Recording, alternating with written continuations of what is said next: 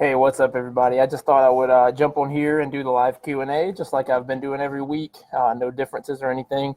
So I wanted to address some questions that we've had that I've taken over the past few hours. And if you have a question that you would like to have answered, just comment it, and I'm happy to address that here.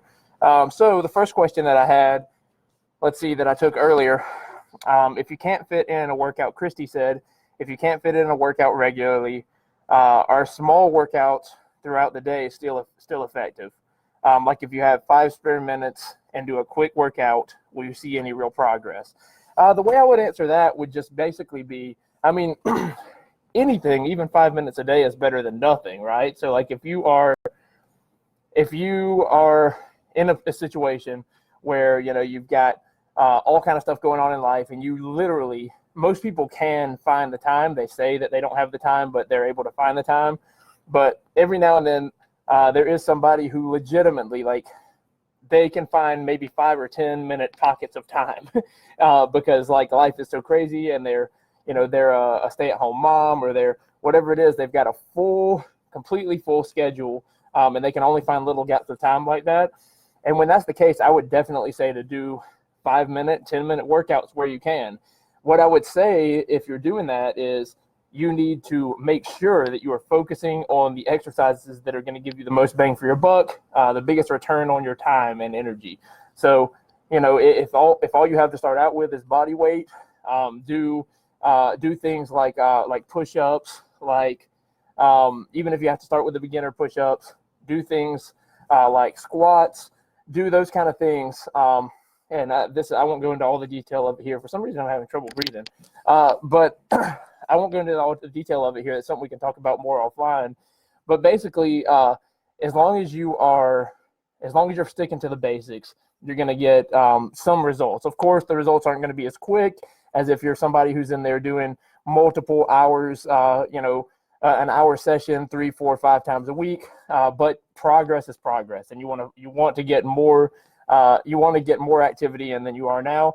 That's one way to do it. One other thing I'd throw in there, aside from making sure you focus that time on the core exercises, is to get some equipment as soon as you can.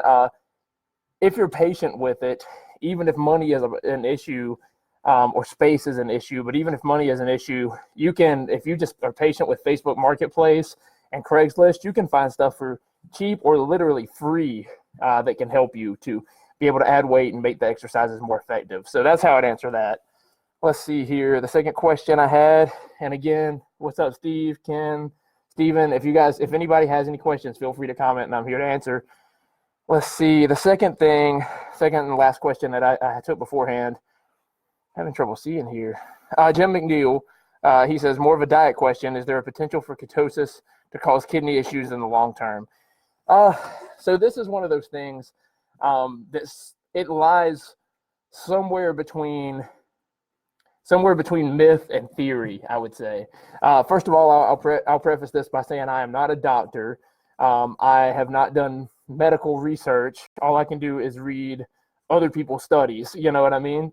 So what I will say, I have not come across, and even the times I've looked for it, I have not seen any kind of study that actually says ketosis can cause kidney damage directly. So I know I've talked about it before, but if anybody who's not aware, ketosis basically just means in the absence of carbs, your body is going to go to your fat stores for energy.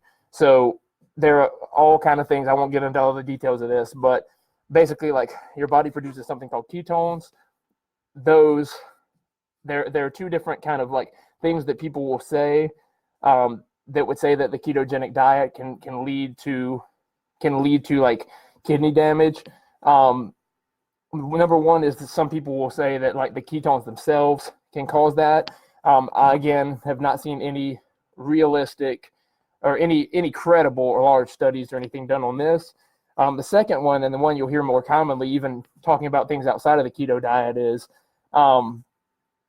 protein. People will say your protein, if you eat too much protein, it's going to hurt your kidneys and things like that. Again, there have been no studies that have confirmed that that's the case.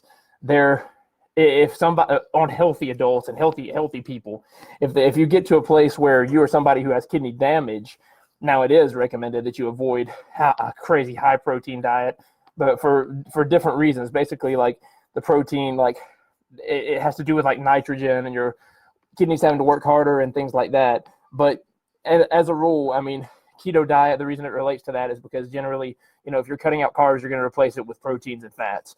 And so going to a higher protein diet, people say may lead to kidney damage. So I think that probably where this started, this thought, oh, my battery's about to die, so I'm going to wrap this up.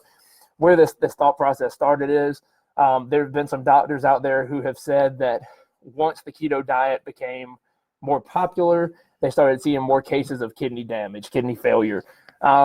Does that mean that it's related? I don't know. So, I mean, I would say just be careful with it. If you start to notice any symptoms or anything going on that you're not comfortable with, then go get that checked out. But for the most part, I would say it's not something you need to worry too much about. The question I would be asking instead is why you're doing the ketogenic diet in the first place. All right, so not that you shouldn't do it, just why are you doing it?